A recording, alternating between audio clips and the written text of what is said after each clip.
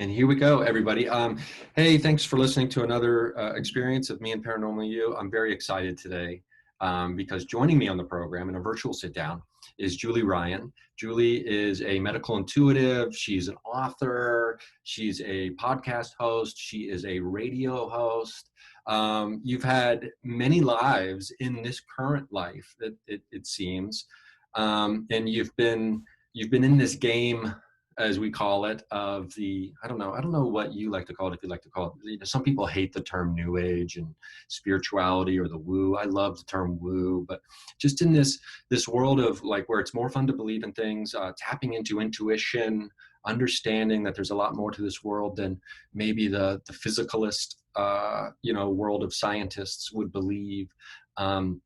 That there's real magic in this world, and when someone can tap into it, and especially in a deep way and for a long period of time, it's a real treat to be able to sit down with someone like that and get their perspective. So Julie, thanks for joining me on the show today. Oh, I'm so delighted to be here. And by the way, I love your name. Oh, yeah. Thank you. Ryan, the Ryan Yeah, squared, yeah. I We guess. got We could be Ryan squared. Yeah, we could. Well, we can talk about that too, because I'm looking forward to guesting on your show coming up soon. But we can talk about that later when we're plugging stuff at the end. But let's get into, you've had, I think when you just had a book just recently, you had another book just recently come out, right? Children's book. Yes. And then there's another one that'll be out in a couple of months. It's in the illustration phase right now, another children's book. The first one's called Angel Messages for Kids. And the new one, Ryan's called Angel Messages for Dogs. So it's angels talking to dogs, and it's a riot. It's so much fun. Yeah, the idea that, like, the animal communication idea, like people communicating with animals, this was something that I wasn't really, I guess, tuned into for a long time. And then, the last handful of years or so, I've become very aware of, of just like how cool this is. And maybe we can just start here. So when it comes to like animal communication, some people, I think this is one of those things that, as we get more and more into this world and mainstream society starts kind of becoming more aware of it and more accepting of it, because people are realizing that they've been shutting down their own abilities and feelings, and they're tired of pushing them away and hiding them because they've been made to feel maybe a little weird or crazy for it. The animal communication, I think, is one of these beautiful things that people are like, yeah, of course our animals can communicate, because in these other ways. Because anyone who's had a dog or a cat or any kind of pet or anything like that, they know the deep love that they can develop between, and the bond they can develop between that animal and human. They know there's more to that animal than just this dumb thing that walks around and wants to eat and sleep, right? Now, does it, from your perspective, does it like launch from this idea that they have consciousness, or that animals have, consciousness and souls? Well, yes, both. But didn't you see Dr. Dolittle as a kid? Dr. Dolittle talked to animals, right? We all saw that as kids. I'm dating myself. And now there's the new one with Robert Downey Jr. That's terrific.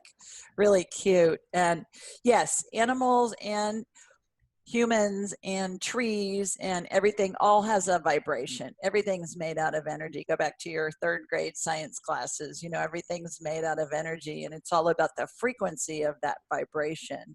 And that frequency has its own ID, if you will. So every spirit has the same frequency throughout all of its lives. Every animal has a frequency, and whether that spirit is attached to a body in the form of an animal, like a dog or a cat or a llama or a push me pull you, like in Dr. Dolittle, or a person, a spirit is attached to a person. We all have a spirit, soul, spirit, same thing. We all have a frequency. So what we do is we tune into that frequency, and that's how we're able to communicate with them. Our heads, Ryan, are like big satellite dishes, and they receive and they transmit frequencies like a radio station. you're listening to talk radio, or you're in Southern California and you're listening to 94.7 The Wave. Can you tell I lived there for a long time? And that was my favorite station. So you're going to get smooth jazz on that frequency because that's what that radio station is broadcasting on. So we can communicate with any spirit that's attached to a body or a spirit that's in non-physical, somebody that's deceased, by just thinking of them, and it tunes our satellite dish heads to them.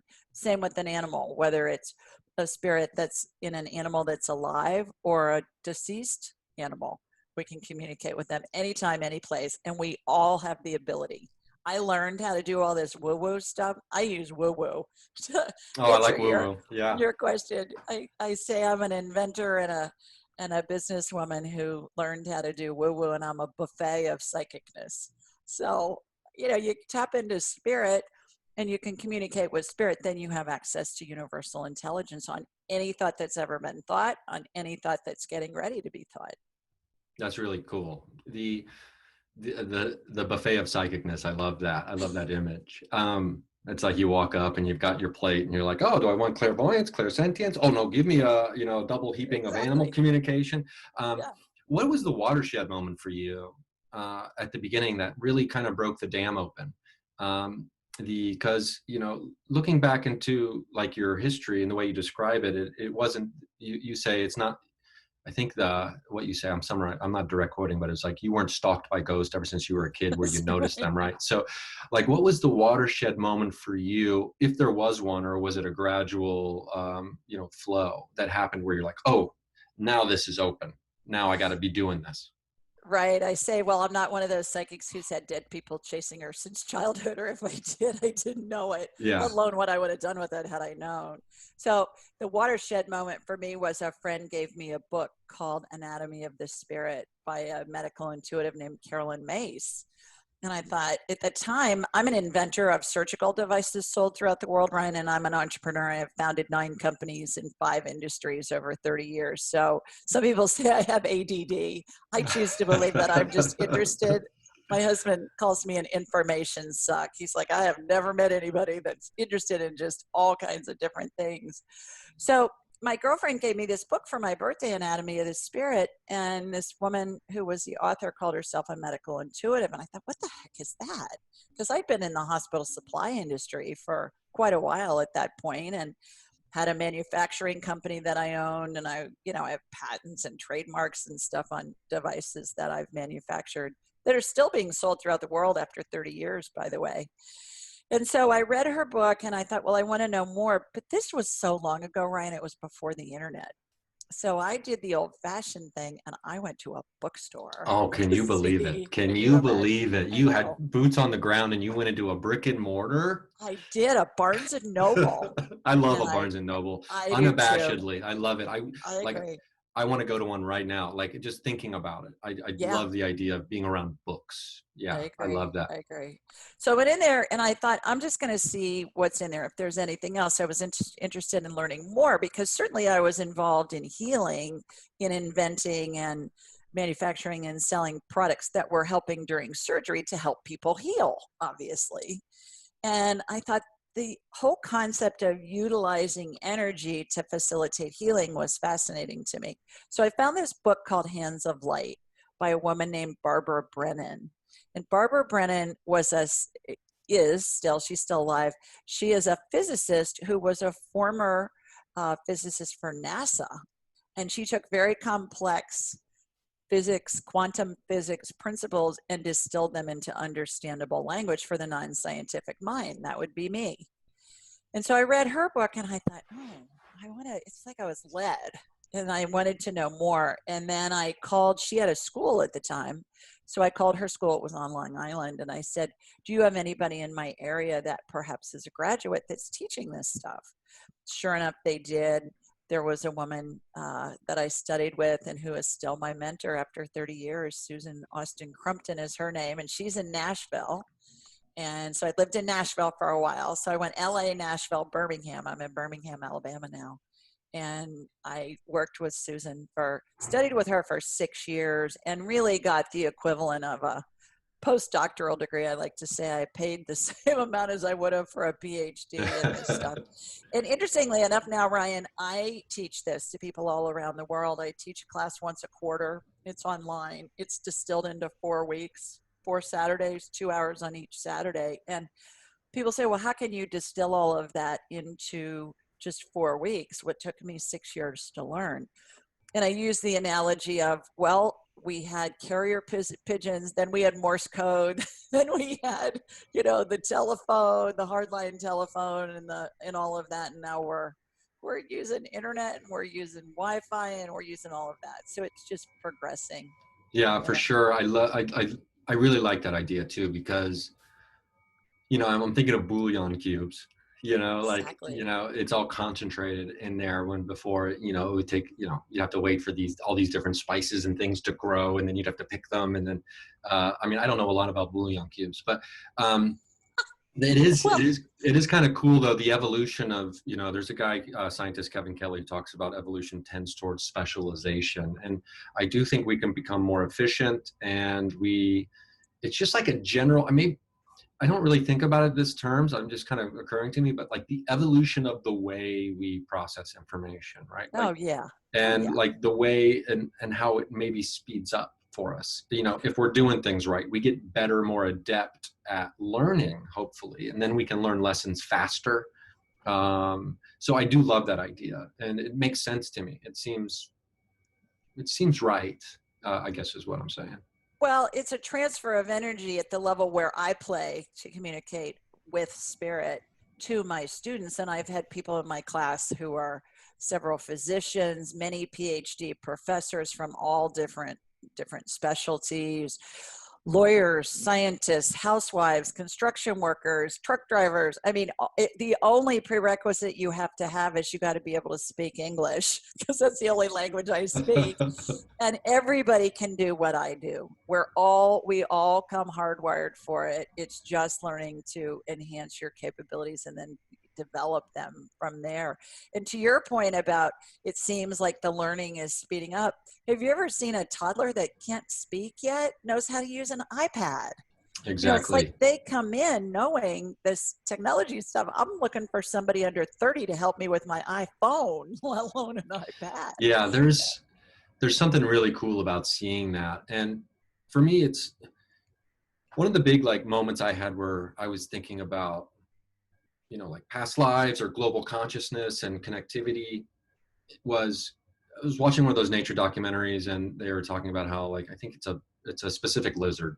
A lizard has an egg that's buried underneath the sand of the shore, and they emerge from the egg when they're born, and they immediately know to run towards the water and to get away from, I think it's all the snakes that are trying to get them and that are just waiting there, because they know this is where the lizards bury their eggs. I think I got this right. And so they just know this. They're born with information on their hard drive when they show up. So I was like, why would we be any different? And people say, oh, it's instincts. You have instinctual behavior. It's like, well, yeah, this instinctual behavior is information that we are born with that has been passed down. So if we're lucky, we keep accumulating more of that, right? And who's to say what can be passed down and what can't over time? And I think maybe this acceleration in learning, and then also understanding certain how to run towards our intuition, when we're born. It could also be something that we can tap into, because I do think that maybe we were a little more in touch with our intuition in the past, and now we're coming back to it. I can't be certain, but where do you stand on that? Do you think that people are finally really embracing the intuition aspects of our existence again in the last few years? Absolutely. Yes. And we all come in with the ability. That's why I was led to write children's books, because I had so many moms over the years say, please, my 3-year-old is telling me that my grandfather, who's been dead for 20 years, who my child never met, is visiting him in his room, and he describes him, and he knows these stories about my grandfather's life that I have to check with my mom, because I didn't even know these stories. And she's saying, there's no way this baby would know this stuff. And then little children will tell stories about past lives where they know very, very precise details about past lives that can be corroborated online with historical documents that this kid can't read yet.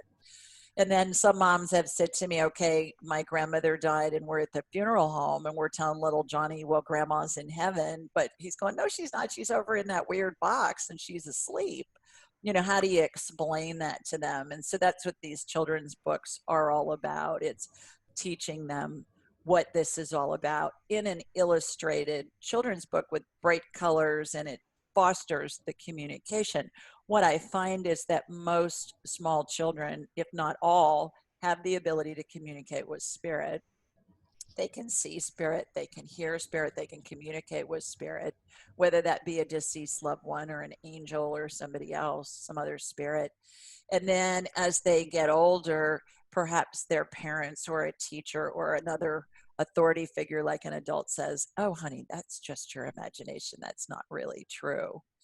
And to your point earlier, also, Ryan, I think you're right on target as far as we've all had this ability since the beginning of time, because it just has been in the past about a little over 100 years, where we've become more well educated and more focused on, we want proof based answers. If something can't be proven, then it's not real. Well, that's not true. I mean, I can't prove to you that I'm using Wi-Fi to communicate with you. I don't have any way to measure that. All I know is that I can see you on my computer and I can hear you and it's working. Yeah. So, yeah, so absolutely. And we've all had a situation where we think of someone and then it seems like within the next 24 hours, they either call us or text us or send us an email, or we run into them and we say, oh my gosh, I was just thinking of you. What a coincidence. Well, no coincidence there. And Exactly. Aboriginal people and other indigenous tribes have been communicating telepathically for millennia across vast distances. So yes, you're absolutely right. Yeah, it is a beautiful thing to think about. Re-embracing, tapping back into this great ability to be able to communicate with each other in deeper ways. And I think the dawn of physics, like you said, when physics really kick-started, and people started realizing, oh, science may be able to answer all the questions, right? And people really, and so, I mean, that had to be a very exciting time to be alive. When Einstein and all the other scientists were really cranking out like groundbreaking, world-changing theories that they were being proved seemingly every week, right? I mean, that had to be amazing.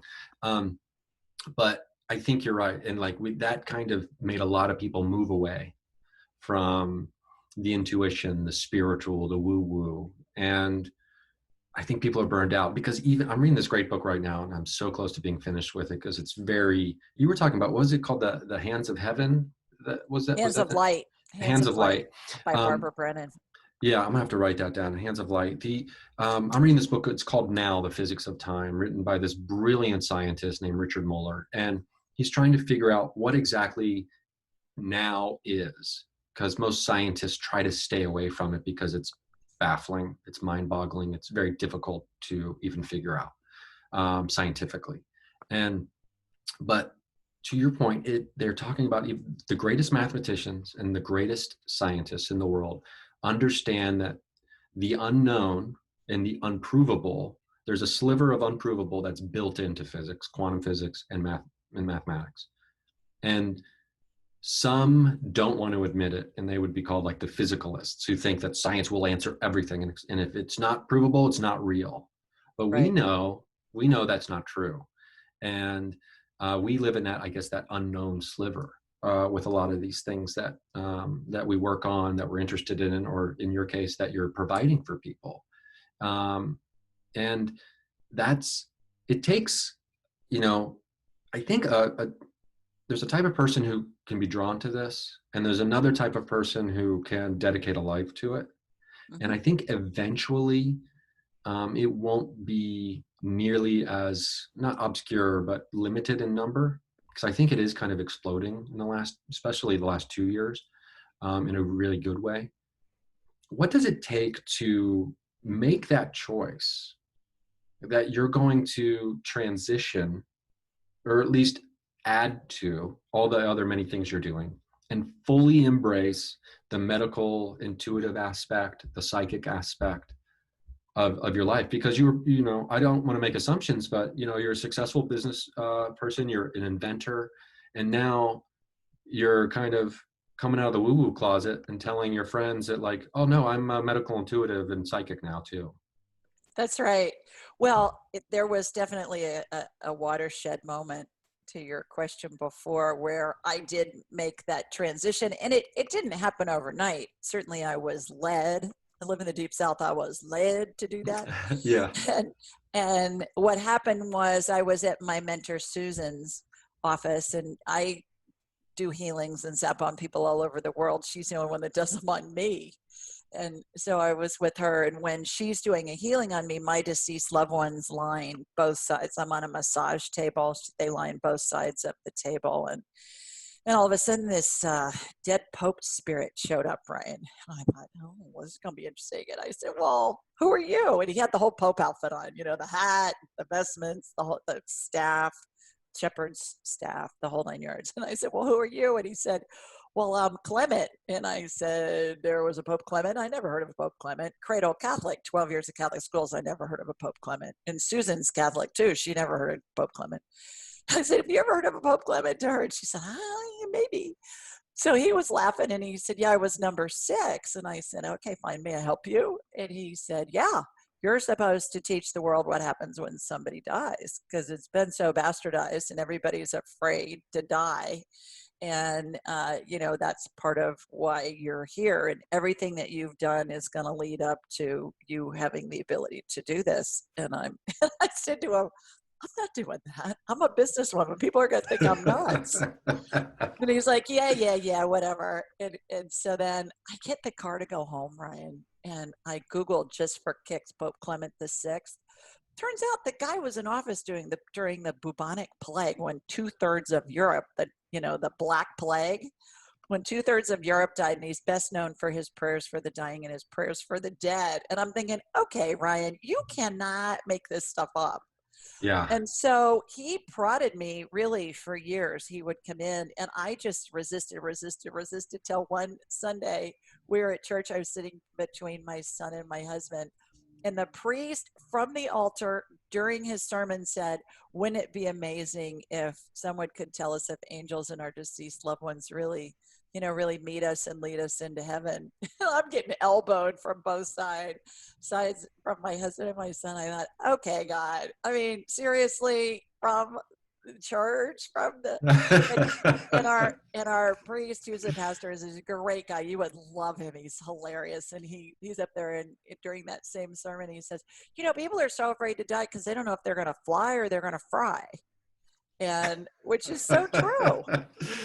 This whole hell and damnation, and we get purgatory too. The Catholics get purgatory. Oh yeah, 12 years of Catholic school over here as well. Yeah, well, a name like Ryan, I'm not surprised. Yeah. So that's really what led into it. And then I thought, okay, the other thing that was really holding me back was I thought, I live in the deep South. I'm going to have these guys on horses, wearing white sheets over their heads. And they're going to be burning a cross in my front yard. So I thought, well, I got to figure out a way to bring this in with my other buffet of psychicness, all the other stuff that I do. And it's interesting because the medical part is just second nature to me. So many of the healings I see emulate what I saw in operating rooms for all those years, developing products and being in on surgeries and stuff like that. So, we can scan you medically. I can scan your cat. We can talk to your dead grandma. We could do past life stuff. We can talk to your angels, talk to your spirit guides, tell how close to death somebody is. It's all the same thing. I use the analogy. I talk in analogies a lot, Ryan. Obviously, you've figured that out by now. Because it gives our human minds a frame of reference for this woo-woo stuff that we have we're like, what? But I equate to being able to tap into spirit the same as if we could turn ourselves into water and jump in as water to an ocean or a river. We become one with the river. You jump into the Pacific, you are part of the Pacific Ocean. That's what we're able to do by raising our vibrational level. We're able to tap into what's called the stream of consciousness. I just call it spirit. And you have access to any information that you want. There is a caveat though. I've tried it at Churchill Downs and I haven't ever won any money. It didn't work with the So horse races when you're for me. trying So maybe, to like yeah, profit for yourself solely in a very yeah, selfish way, it kind of shuts down on I you. guess, I don't know. It I was hadn't getting ready worked to in ask you for the Vegas. Powerball numbers.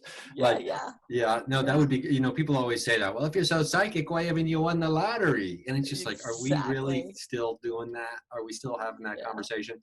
Um, that is interesting though, that the, without even realizing it, you've set yourself up for, all of this information and this knowledge about, like you said, like being in the medical industry and observing operations and surgeries. And now it just kind of clicks over real quick and becomes a seamless transition with all of this built-in knowledge that you already have accumulated. Because I think that is part of the, when people want to maybe kind of talk down about some of this stuff and this spirituality or this woo-woo stuff, they'll be like, oh, so one day you just wake up and you're psychic and now you know everything. It's like, well, no, these are gifts and tools that people can use. They don't excuse anyone from like just being lazy, right? Or not having any, I don't know, drive or stick to itiveness. These are tools that can be used when used properly and efficiently and effectively. But someone who doesn't have any kind of, I don't know, I don't want to say discipline, but I don't know if you understand what I'm getting at. It's not just like one day you wake up and now you're perfectly in tune with everything and you have the answers to all and you don't have to do anything. You can just sit around and be, do nothing and be lazy and then still just have all the answers. It's like there's action involved, right? And yeah, I think that's what I mean. There's action on the individual's part. These are tools to be used. Well, and we incarnate to create. We are creators. That's why we live a human existence, because you have a thought and something materializes. Well, you're dead, because that's what happens in heaven. I use the analogy of the old Bewitched show. Did you watch Bewitched ever Yeah, I as a saw kid Bitched. growing Yeah, up? Bewitched. yeah. And Samantha Stevens would call her mother and she'd say, Mother, and then Dora would come right in, or she'd call Uncle Arthur and he would come in, or she'd snap her fingers and she'd be in a different location. And I, as a little kid, used to think, oh, I want to be just like her when I grow up. And now I am, because I can do all of that stuff. Whoever wrote that screenplay for that, whoever was the showrunner on that, knew woo woo. But back to your question about people who are lazy, I think it's an interest thing. Some people are interested in baseball. Some people are interested in, football. Some people are interested in gardening. That's what makes the world go round. But when I have somebody who gives me a hard time, and it's very rare that I have Yeah. somebody that gives me a hard time about this, it's usually somebody that I would consider to be kind of a holy roller, or they think of themselves, as very holy and very, very religious and all of that. And I'll say, well, this is great. I'll say, do you pray? And they'll say, of course I pray. And I'll say, well, to whom do you pray? And they'll say, God or Jesus or St. Francis or whomever. And I'll say, oh, so is St. Francis and is Jesus, are they sitting there in your living room on your couch? Are you having a conversation with them? And they'll say, no. I'll say, well, how can you talk to them? They'll say, well, the Holy Spirit, it's in spirit form. I say, oh, so you're talking to spirit? You're talking to dead people's spirits when you pray, asking them for help for stuff? And they get it. And it's like, we've all been doing it, Yeah. since the beginning of time. And then the other thing that's really funny is people will say, well, you have to prove it to me. And I'll say, well, no, really, I don't. If you're interested in this, I'm happy to talk with you. If you're not, that's fine too. Whatever you're interested in is fine with me. I'm happy. I can talk to you about anything. We don't have to talk about this. And then they'll usually back up and they'll want me to scan them. Most of the work I do is medical intuitive, just because that's what people ask me to do. And so I'll scan them and I'll nail something, and they'll say, there's no way I know that they've had their gallbladder removed, but it's like it's like I'm a human MRI. I can see broken bones, torn ligaments, viral infections, bacterial infections, cancer, I mean, whatever, in my mind's eye. And they'll say, okay, somebody told you that. Well, no, I just met you. How would I have had time to know that stuff? So it's pretty interesting. And again, we're a very proof-based society, and that's the proof is in the pudding. When I'm nailing stuff that's going on with them that 10 doctors haven't picked up. I had somebody last night call into my show, Ryan, and she was diagnosed with Lyme, this woman's daughter. And so I got the daughter on my radar. It's like the old Star Trek, the movie, the TV show, Beam Me Up, Scotty. You know how they turn Mr. Spock or Dr. Spock or whatever his name is, Spock, I guess they just call him, into a hologram, Captain Kirk into a hologram. That's what spirit looks like to me. And so I got her daughter on my radar on my show, and I said, she's had a bunch of mold exposure. You got a mold issue in your house? And she said, yeah. I said, so often Lyme is misdiagnosed mold problems. And so she said, yeah, we've had a huge mold problem in our house. I said, that's the root cause of what's going on with your daughter. And so I can see this hologram of her, and it's like I'm looking at an MRI and I'm seeing mold all over her body and in her energy field. And I'm saying, yeah, she may have some Lyme issue thing going on too, but it's definitely a mold issue. I didn't know this woman. She called in from I can't even tell you where. I'd never talked to her before. And I wasn't even scanning her. I was scanning her daughter. So stuff like that really stops people in their tracks. And they say, yeah, maybe there really is something going on here. Or one of my favorite stories is of a woman whose parents were deceased, and she had their ashes in her home. And she said, I don't know what to do with them. I think she lived in Boston. And so we're having a conversation with the parents. It's like a conference call. It's like a psychic conference call. You know, she's asking a question to the parents. I'm giving her the parents' answer. And so she said, I don't know what to do with their ashes. And the parents said, sprinkle them in Yosemite. So I just report what I get. I said, they want you to distribute the ashes in Yosemite. Does that make any sense to you? And she said, yeah, that's where they were married. Oh my gosh, that's stuff really like fun. that, that's just proof-based or evidence-based that is accurate and that resonates with people. I think really when people understand that, they say, okay, I want to know more. Everything's so personal. And I think like that's the real tie that binds everyone ultimately, and eventually will as well for like, I think everyone else. But like these unknown experiences, or these unexplainable by the proof or the science, there's such a personal, deeply personal and intimate experience when you have something like this happen. And like, being told by you, the Yosemite thing for the ashes, like that's so deeply personal that it can't even really be measured from the outside in. So like from the outside, it's like, oh wow, that's really amazing. But for that person who's experiencing it, it's even deeper and more rich. And yeah, when people have those experiences, that's like, it really seals the deal. Well, and especially when we're having a conversation with a deceased loved one, and that's what my book, Angelic Attendants, is all about, is how we're surrounded by angels and deceased loved ones as we're dying, whether death happens instantly, like in the case of a homicide or a suicide, or whether it happens over days, weeks, months, or even years. I have a woman that called into my show for 2 years, and her father took 2 years to die. I've come up with this scenario called the 12 phases of transition, and it's a configuration of how angels and deceased loved ones are around the person who's dying. And her father was in phase 11 of 12 for 2 years. But what it does is it brings so much comfort to the person who's grieving the loss of a parent or a spouse or a sibling or a child, God forbid.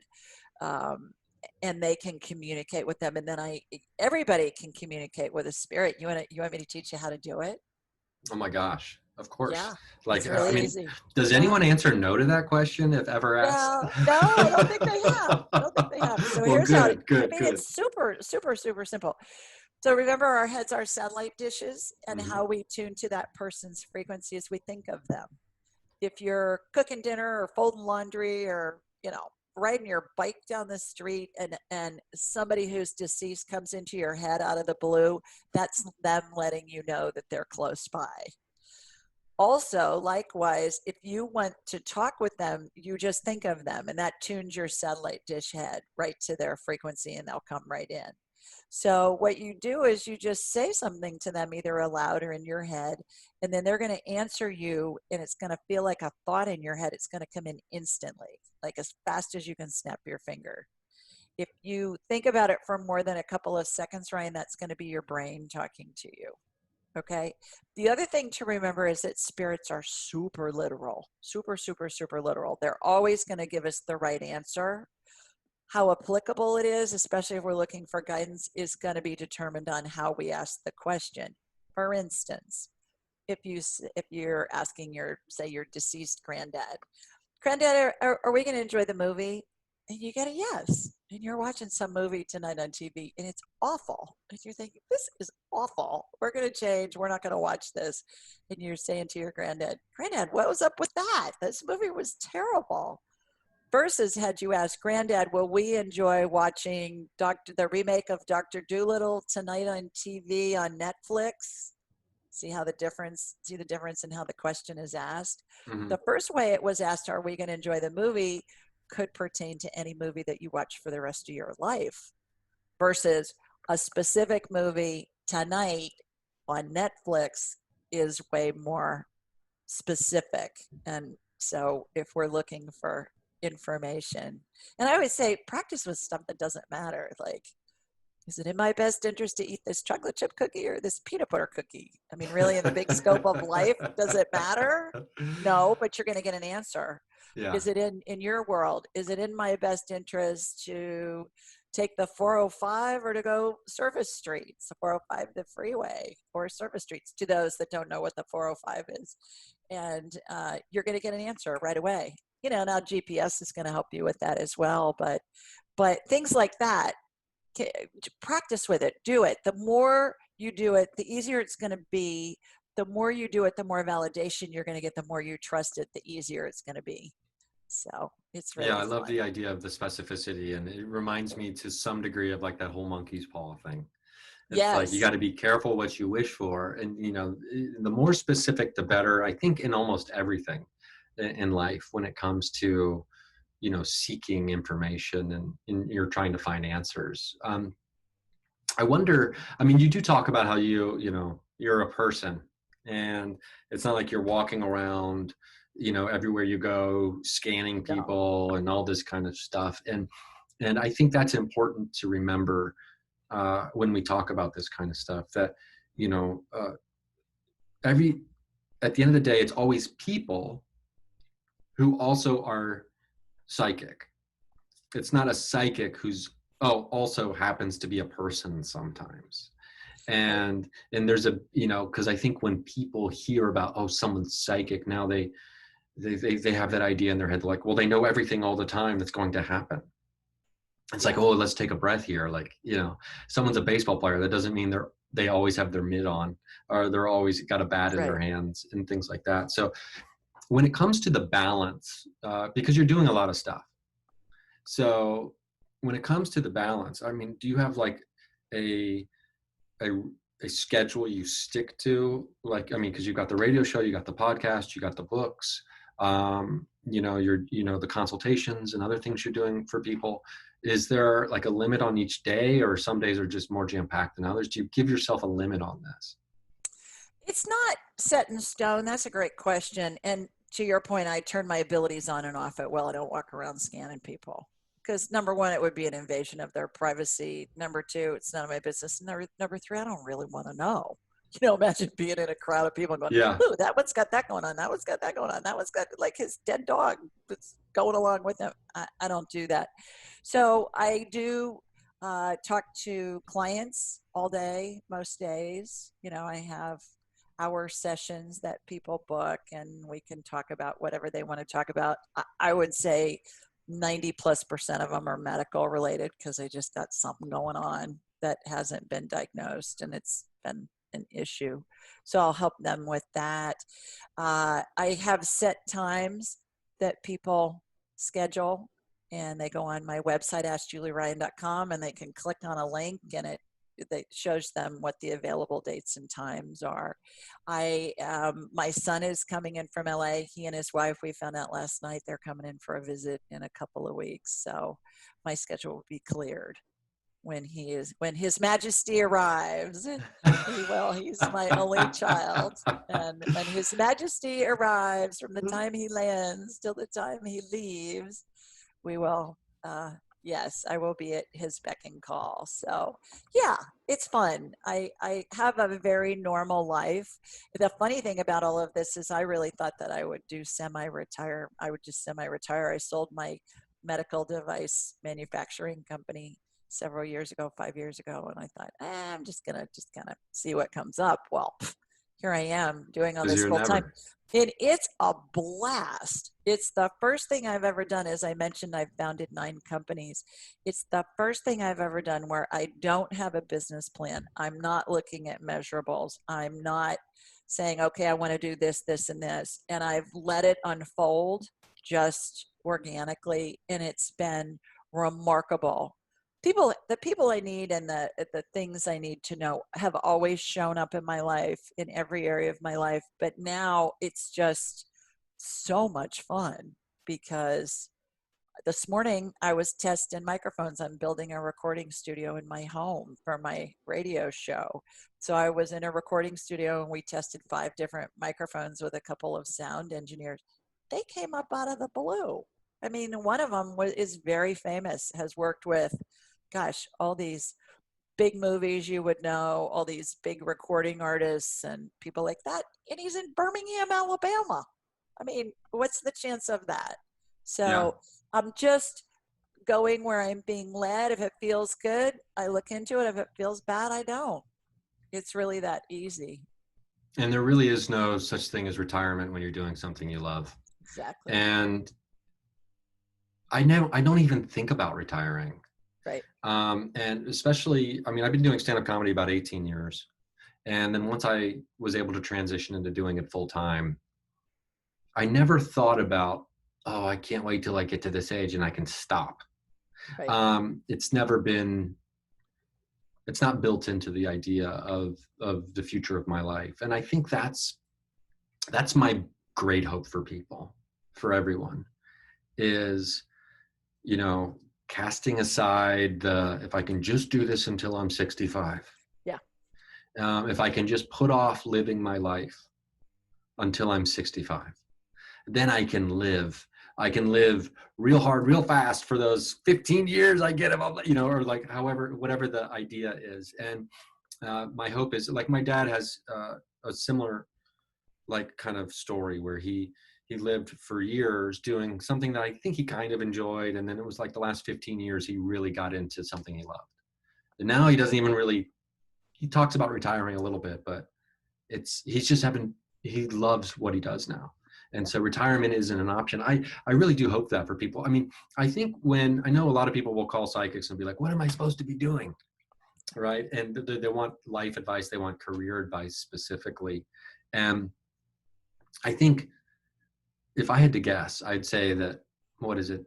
They say there's like the big 3. It's like love, health, and money. All right. Those are the big 3 things people always want to know about. For you, it sounds like health is a big one. It seems like you've really got, a real heightened expertise in that area. Has there ever been a situation where you're just like, I don't know if I should be, where you're turning down readings, or you're like, I don't know if I shouldn't be maybe reading this person, or I shouldn't be counseling this person for who knows what reason, like where you've been like, you just had the intuition, you're like, okay, for whatever reason, not necessarily nefarious, but like, I need to stay away from this one. This is for somebody else. I haven't. And I have scanned and worked with over 10,000 people. I mean, I'll do scans on easily a couple thousand people a year. And part of that is because I know everything can be healed. the healings that I see in my mind's eye are just mind-boggling. I always say, you don't need to do drugs, just learn how to do woo-woo. You will see just this wild stuff. And I watch healings happen on, for instance, organ regeneration. Like I'll see a new kidney get regenerated energetically, and then it'll show up on a scan. And I'll have doctors call me. I've had many doctors over the years say, all right, what are you doing with my patient? How's this working? How does this work? And so I explain that to them. So I always tell people when we get started, especially if it's a medical scan, I'll say, look, everything can be healed. I don't edit anything. My feeling is if I'm getting the information, you're supposed to know about it. If I don't get it, then I'm either not supposed to know about it, or definitely I'm not supposed to know about it, but I'm not supposed to be the one that tells you. Oftentimes, if someone has cancer, I can see in my mind's eye where it has metastasized before it shows up on the PET scan or the MRI or the CT scan. And I'll say, for instance, I had a client recently and I said, well, it's metastasized to your lung. And she said, no, I just had a PET scan and I just got the results 2 weeks ago. And no, it's not in my lung. My lungs are clear. And then she'll email me 2 months later and say, you were right. It just hadn't shown up yet. So That's not only, definitely not a situation where you're like, I told you so. You like, it's not like, no, I'm so glad to tell. Yeah. yeah, but what happens is the healing, I believe it's not me doing it, Ryan. I believe it's spirit working through me and with me to do these healings and to facilitate bringing comfort to someone if they want to talk to a deceased loved one or a deceased pet or talk to a spirit guide or an angel or something like that. But I always preface it with, I'll identify something, but then there immediately thereafter there is some type of energetic healing that will begin. It can take the form of something getting added, something getting removed. I watch procedures, as I mentioned, all the time that emulate what I saw in operating rooms for all those years. Sometimes I see healings that utilize methodologies and devices that haven't been invented yet. But I'm very descriptive with the person with whom I'm working, because if they can envision it or at least get a sense of it, it's going to help integrate the healing into their body. Because none of us can affect anybody else's life because we can't control anybody else's thoughts. So the healings happen on the energetic level, and then it's that person's spirit's choice how they integrate the healing or not. And it can happen instantly. It can take days, weeks, months. It may need surgery or change in diet or medicine. And really, when you think about it, doctors are the same way. You go to the doctor, they send you to physical therapy. They don't heal you. They give you tools to help you heal yourself, to help you heal your own body. You go to a lawyer, they're going to give you advice. They're not going to force you to do something. That's your choice, how you integrate their advice or not. This is all the same thing. It's with every decision we make in our lives. This is just another one that we have access to. It occurs to me that this all makes perfect sense to me. And I'm talking about like the big picture of who you are as a person, because you spent a life inventing instruments to help people heal. And then you tap into the idea and the understanding that you yourself are an instrument to facilitate people healing. So your greatest invention when it comes to healing instruments was yourself. Oh, Like, what, I mean, what an I'm sure insightful comment. you've probably thought of that, right? I have never thought of You've that. never thought of that. I mean, No. it just seems, yeah. I mean, it just kind of occurred to me like, oh yeah, you spent a whole lifetime like developing instruments to help people heal. And then, finally realize that you are the instrument yourself. And then, Well, eventually maybe yeah, all of us can spirit be. working through me. Well, Yeah. case in point, I have a communication degree from the Ohio State University, mind you. Oh, And okay. My old yeah, stomping grounds. I grew up in Dayton, Ohio, so right next you to did. Columbus. Yeah. Okay. So I grew up in Columbus. So I invented an auto transfusion device for total joint surgery, which takes the patient's blood, filters it, puts their own blood back into them so they don't have to use somebody else's blood. How does a communications girl do that? I mean, I can tell you stories about, so to your point, yeah, I think we all are. I Mm-hmm. think, that prayer to St. Francis that all we good Catholic kids make me an instrument of your peace. Where there is hatred, let me sow love. Where there is injury, pardon. All of that. I think we're all instruments of the divine. We all have a spark of the divine in us, and we're all made in the image and likeness of God. And people think God looks like Father Time, or Dumbledore from the Harry Potter movies, or Gandalf from the Lord of the Rings movies, some old man with a white beard sitting on a throne on a cloud somewhere. And that's not what I believe. I think we're all made in the image and likeness of God in spirit form. And God can be everywhere, and God can create all this stuff. And we have a spark of the divine in us. So we're all able to create whatever it is we're interested in. Yeah, and there's something magical about the idea that we have this consciousness and awareness, and we're able to even have this kind of conversation that we're having today. That really, I've I've grown to understand that I have to eventually accept, and kind of have on some level, that there is mystery that I will never solve, right? And I just have to accept that in that sense, it's beautiful. Because I love that, because if I knew in advance I could solve everything, life would be boring. Exactly. And because I knew Plus, there, you'd be dead. You'd be yeah, dead because you'd know everything already. But we're here to create. Yeah, you'd be yeah, dead. So that wouldn't be very much fun. yeah, and life is all about, what are the actions that we're taking? Like, how are we living? Like, that's the moment of now, like being on the edge. I've really realized recently that the energy that is in the moment of being present is so exponential when compared to being, living in the past, or even living in the future. And I'm trying my best to be locked into that. But I'm curious if you're able to see onto yourself when it comes to scanning, or do you need someone else, like your mentor or someone else, to be the one that's assessing what you might have going on? Maybe you're not feeling well, or when it comes to reading yourself. Oh yeah, I do it. I can do it on myself. I was in a car accident several years ago. I hydroplaned and ran into one of those big abutment things on the on an overpass. It was about 45 feet in the air, and I was like, "Oh, sweet Jesus, please don't let me go flying off of this overpass." And I didn't. But when I hit it, my foot was on the brake and it twisted, so I had two spiral fractures in my right foot just because of the impact. When it happened, it twisted my foot. And so the car was drivable. I drove it home, and my husband was waiting for me in the garage. And I said, I was driving in from Atlanta to Birmingham, which is it was about a 2.5 hour drive. It was pouring the whole way.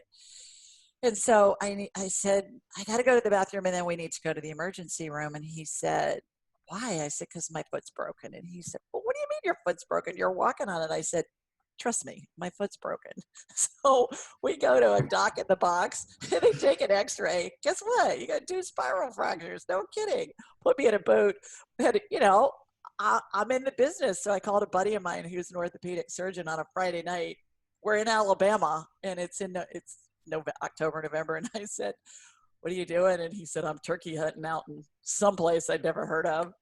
And he said, why? I said, well, I got a broken foot. He said, okay, send me the x-ray. So I sent him to him on his cell phone, Ryan, out in the middle of nowhere. And he said, yeah, wear the boot over the weekend. Meet me at the office at 7 on Monday morning, and we'll see what we're going to do with you. And so, yeah, absolutely. Like Okay, that's cool. my husband was going, how could you be walking on it if it was broken? Yeah, well, it was. And then the funniest part about that story was I could tell that, I was working on it to heal and stuff, but of course I wasn't really behaving very well. And so my buddy, who's the orthopedist, he said, look, I'm going to haul your rear end into surgery and put pins in your foot if you don't. He said, I know it's not in your nature to do what you're told, but you need to do it this time. I said, all right. So I did. So I healed it. And most people would have needed surgery on it, but yeah, it healed. Well, that's So cool. I wonder too, like, when it comes to your, your Majesty, your son, or yes. your husband, what do they find themselves drawn to this world as well, or they kind of got their own things going on? No, they're not at all. But my son has been around it his whole life, and he's 28, lives in LA, interestingly enough, with his wife, who's a veterinarian. So if your dog needs a vet, I'll hook you up. He and she, they, they're all just used to it. So all their friends, even now, they're all grown and married, most of them, and or certainly out on their own lives, having their own lives, and they'll text me and they'll say, Miss Julie, my throat's killing me. Do I need to go get antibiotics? Do I have a strep throat? Can you scan me? Things like that. And even the nuns at their school, would call me when Sister Mary, whatever, wasn't feeling well. Mrs. Julie, can you please scan Sister and see what's happening? So yeah, my husband tells a funny story about when we were dating that he had a bone spur in his foot. And I said, well, can I look at it? And he's thinking, okay. And I had told him that I did this kind of work, and he's going, yeah, whatever. So I was working on the bone spur, energetically healing it. And I said, did you have plantar's warts? I said, you have burns on the bottom of your foot. And it stopped him in his tracks, right? Because he said, yeah, when I was 10 in the 5th grade, there's no way you would have known that. And I said, well, I can see the burn marks, where it looks like it's charred, where you had plantar's warts burned. And he tells people, he says, yeah, I was thinking, God, do I need to look for the door now? Get out now. Like, if she knows that, what else does she know? Yeah, really. But and then the bone spur that he had so much pain, and his foot was gone within a couple of weeks. And he went in to see the doctor for a follow-up, and they wanted to do surgery on it. The bone spur wasn't there anymore. And so he said, hey, I don't know what you're doing, but it worked on me, so have at it. Yeah, that's great. Yeah. No, they're not interested in learning it necessarily at all, but they accept it. They know that it's real. They know there's just too many. There's just too many cases. There have been too many cases. Well, thousands of people where something and they also happens. Know you, so which is and this thing it's of an like a honor personal thing. connection. Yeah. And the whole bit about I don't scan anybody without their permission. Like if you wanted me to scan a loved one, I would ask their permission telepathically, and sometimes I get it and sometimes I don't. I can scan them, I won't, and I don't cross that line because HIPAA, it's an invasion of their privacy.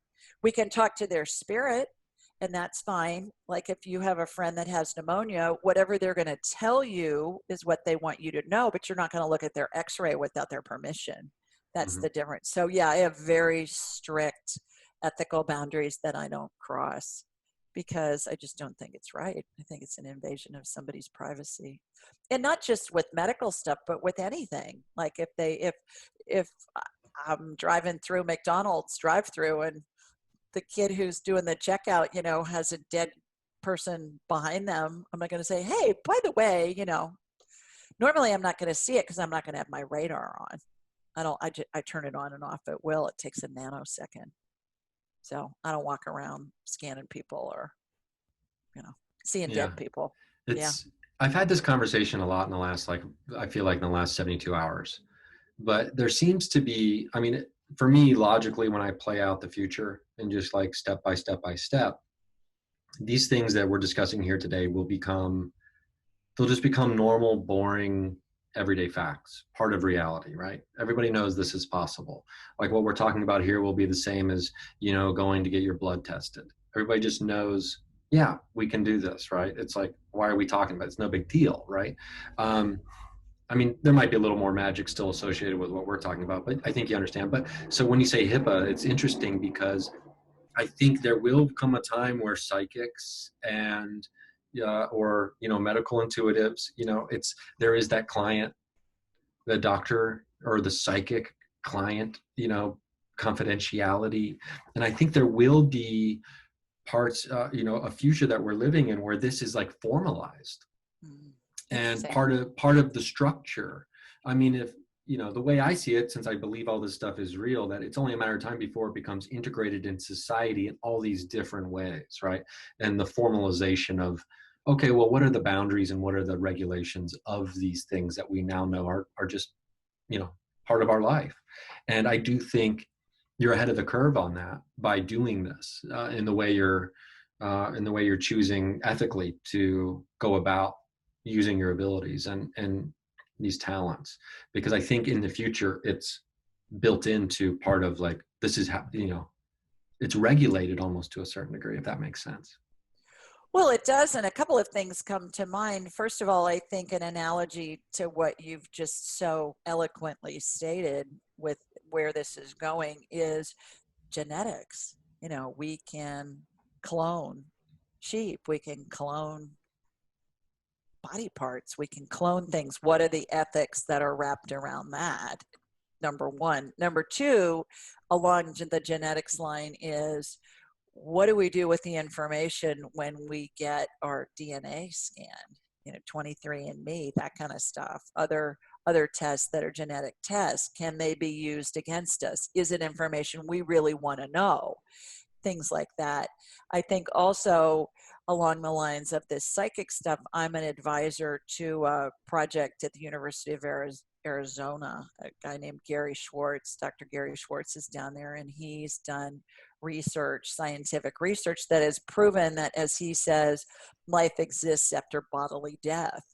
And he communicates with Einstein and Tesla and, those Marconi and a lot of those scientists that are going on. And so they're trying to figure out, okay, how do we take that information and the ability to access these guys and have it only be used for things that are good? And I keep saying, you can't control that. There's no way you can control that. And the way that they are communicating with spirit is not the only way to communicate with spirit. In one of my classes, I had a guy who's a graduate now who was a retired rocket scientist that worked in the defense industry in black ops. He's one of those guys, he could tell you what he did, but he'd have to kill you first, kind of a guy. And he was working on some algorithm of something. And during the class, he said, I really want to consult with Einstein. Can we pull him in? We pulled Einstein in. He had a conversation with Einstein in front of the rest of us in the class and came up with the formula that he was looking for in an instant. So there are devices that are being developed to help us communicate with our deceased loved ones. Dr. Schwartz's program, as I mentioned, at the University of Arizona, they're calling it the soul phone. They think in the next 10 years, there'll be a phone app.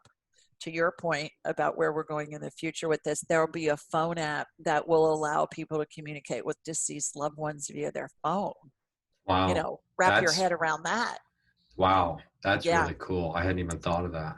But they've unequivocally proven that life exists after bodily death, and they've done multi-center studies, and right now they're in the process of setting up a multiple university study in different countries, not only here in the US but also abroad, where they're going to be doing these tests and to prove that it's all synchronistic and it's all valid from a scientific standpoint. These are scientists doing this. These are not woo-woo people. That's interesting. So, Dr. Schwartz sounds like he's a fascinating individual. he is. Actually, the University of Arizona poached him from Yale. He was a tenured professor at Yale, and they got him to move to Arizona and gave him a lab. And Oh, nice. he's done some remarkable things from a scientific standpoint and a machine standpoint to communicate with the deceased. And so I just teach people to use the machine that's in their head, their brain, and we all have the capability to do that. That's really cool. That's really cool stuff. I'm going to have to go down a rabbit hole on Dr. Gary Schwartz and see what other information's out there about the idea that the soul phone. And I mean, I've heard stories from people about, potentially maybe similar devices that have been used by, people that they're not at liberty to talk about, like disclose information about. And, it's always such a hazy kind of, well, I can't really tell you who this is or what it is, but I can tell you that they got something. And so I think we're moving into a world where a lot of that fog will be lifted at some point. I think, like you said, in the next 10 years, there'll be more disclosure about that probably. The other thing is companies have whole departments of psychics like Apple and Microsoft and people like that, and they're developing products along those lines. For heaven's sakes, the government, the military, the CIA, they all have departments of psychics that are used for national security uh, reasons, where there have been psychics over the years. There's lots written about it that they've been able to, psychics at the CIA have been able to do remote viewing, which is one of the things I teach in my class. They can do remote viewing of like missile sites in Russia. Yeah, And that's some they're fascinating stuff. very precise. Yeah. The So mind race, as they call it, as opposed to the arms race.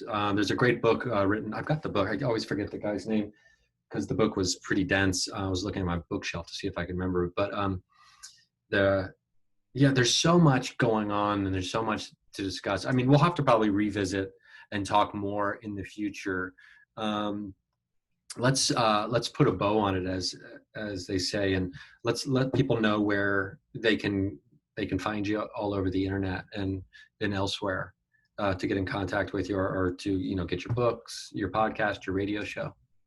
AskJulieRyan.com. That's the Boom. hub. You can get everything you need. Books are sold anywhere books are sold. Podcast is available anywhere you download podcasts. So AskJulieRyan.com. My class information is there. My individual appointments that are there. Everything's there. On all the social media networks, I'm at Ask Julie Ryan. So Cool. it's easy. Well, Julie, this has been a ton of fun. I'm glad you and I have been trying to touch base for a while. I'm glad it finally worked. I think it worked when it was supposed to. Great conversation. Oh, wow. Now I just can't stop thinking about the Soul Phone app. So I'm excited to see what happens in the future. And obviously I'll let people know when I would be jumping on your radio show, I think here pretty soon. Right. Let's let people know, like, what night of the week is that? It's on Thursday night from 8 to 10 Eastern.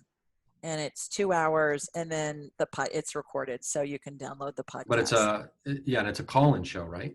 It's a call-in show. People call in from all over America and even abroad. Every once in a while, I'll get somebody calling in from Europe, and it's the middle of the night. And it's just a blast, Ryan. We have so much fun. People are saying, "Can you scan my dog? My daughter's got Lyme. Is this in my best interest to take this job? How about this guy?" It's kind of like, Dear Abby meets psychic abilities kind of a thing. But it's really fun. We have a Cool. ball doing That's it. awesome. Well, Julie, thanks again for joining us. I appreciate it. And to everybody listening, go to the website, check out the hub. There's a lot to dig into over there. So, go have some fun and dig into it. And, I look forward to our next chat. Thanks, Ryan. Pleasure being with you.